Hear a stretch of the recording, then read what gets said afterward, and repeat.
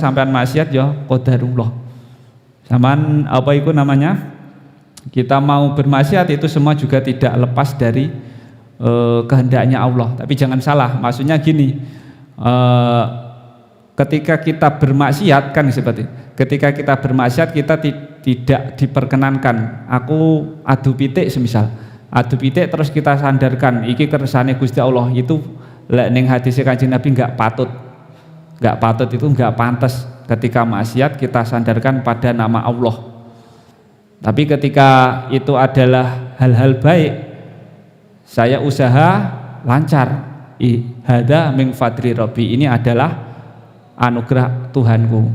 Saya membuat masjid terus jamaahnya banyak. Hada min fadli Rabbi, ini adalah anugerah Tuhanku. Seperti itu. Jadi apapun hal yang ada di dunia semuanya tidak akan terlepas dari qadarullah.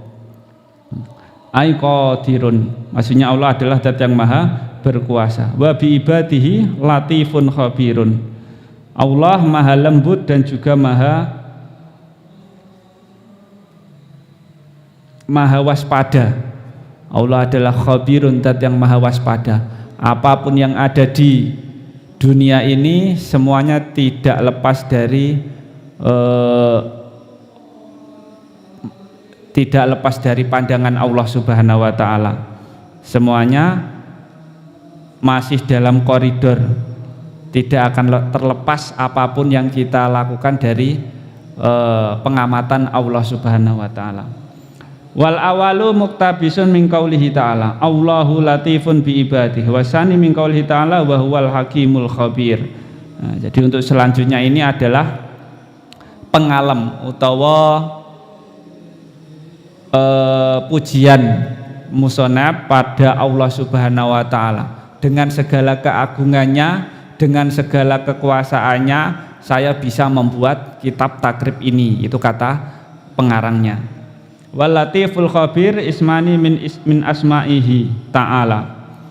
Wa makna al awal al alim bidaqaiqil umur wa muskilatihi. Makna yang awal itu adalah Allah Subhanahu wa taala zat yang maha mengetahui dengan segala hal yang paling lembut dan yang paling sulit. Segala hal apapun di dunia ini, paling lembut, paling muskil, paling sulit atau paling apapun itu, semuanya Allah Subhanahu wa taala maha tahu. Jadi ibaratnya ketika kita banyak pertanyaan, Allah itu tahu segala jawabannya dan pasti tidak akan pernah bingung tentang masalah apapun. Contoh, ketika kita ada pertanyaan yang paling muskil apapun, Allah bisa menjawabnya.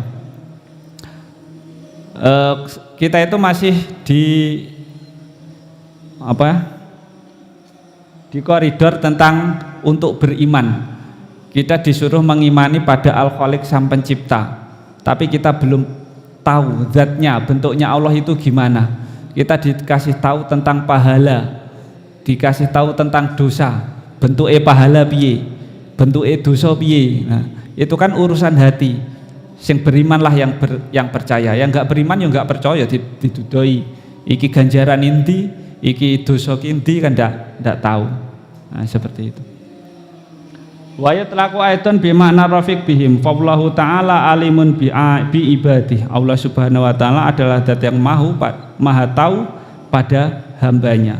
Wa bi mawaidihi hawaijihim rafiqun bihim. Wa makna sani, makna yang kedua, qaribun mim maknal awal. Allah yang maha dekat dengan Tuhannya, Allah yang maha dekat dengan hambanya. Jadi ketika kita tanya, kita dikasih tahu siapa yang paling dekat dengan kamu, apakah hati, apakah jawabannya adalah Allah Subhanahu wa taala. Ya, yang menciptakan kita itu, yang menciptakan kita. Kita selalu Allah itu maha dekat dengan kita semua. Ya, yang tahu gimana? Yang merasakan. Yang jelas kita bernapas, kita bisa makan, bisa tidur nyenyak, semuanya tidak lepas dari Allah Subhanahu wa taala. Ya, biasanya pancen pembukaan kitab itu kebanyakan tentang tauhid yang seperti ini, agar menguatkan ketauhidan kita. Jadi ketika tauhidnya seseorang itu sudah kuat, ibadahnya itu tidak melulu untuk duniawi. Aku sholat itu ora krono tiru-tiru kancane, aku sholat itu ora krono dipeksa wong tuane, aku sholat itu agar tidak dilihat seperti lebih baik.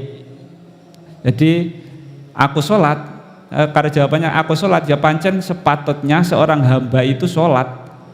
Jadi lek ora sholat ya berarti ra iso disebut sebagai hamba yang baik. Awake dikai napas, dipakai mangan setiap hari kok ora gelem sholat, kan seperti itu. Kan enggak pas. Jadi yo ketika tauhidnya seseorang itu sudah kuat, jadi sholat itu pancen untuk kebutuhan kan. Butuhe seorang hamba yang menyembah pada Sang Pencipta kan. Wa yuqalu khabarati syai' akhbaruhu fa inna bihi khabirun ay alimun. Qala al-musannif rahimahullahu taala, Kitabu Ahkamit Thaharah, sudah masuk pada bab tentang toharoh. Sampun? Terus. Jadi untuk selanjutnya ini sudah masuk tentang kitab Ahkamit Thaharah, hukum-hukum bersuci. Jadi tentang pembukaan yang panjang lebar itu tadi adalah dari pengarang kitab Takrib dan Fathul Qorib. Nah, jadi kita itu dikasih tahu, mereka itu mengarang kitab tidak melulu untuk urusan duniawi, tidak melulu untuk materi, tidak melulu untuk memperbanyak umat, tapi lillahi ta'ala, untuk mengajarkan hukum-hukum, memberi penjelasan tentang hukum-hukum dari Rasulullah. Jadi untuk selanjutnya minggu depan kita masuk pada bab tentang bersuci. Jadi jangan lupa di subscribe, di komen dan yang lainnya.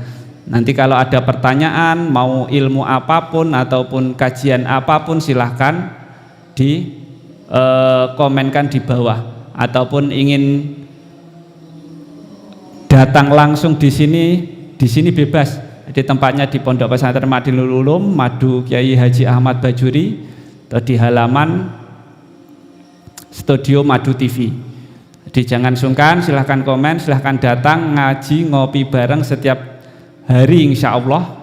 Semoga istiqomah di halaman masjid, di halaman studio Madu Madinul Ulum.